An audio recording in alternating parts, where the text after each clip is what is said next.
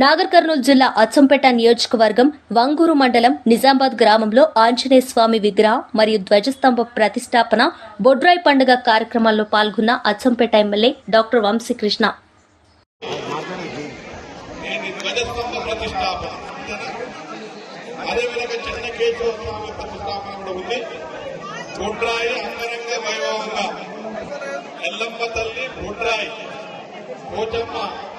బొడ్రాయి అంటే నాభిశిల శీతలాదేవి, నాభిశిల సుందరీదేవి.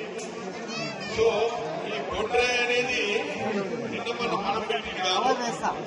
నాభిశిల రాయి అంటే సెంటర్ లో ఉంటుంది. మీకు బొడ్డు చూడండి, ఎప్పుడు కూడా మన బాడీ హైట్ లో చూస్తే సెంటర్ పాయింట్ ఉంటుంది. ఈ బొడ్రాయి నథింగ్ బట్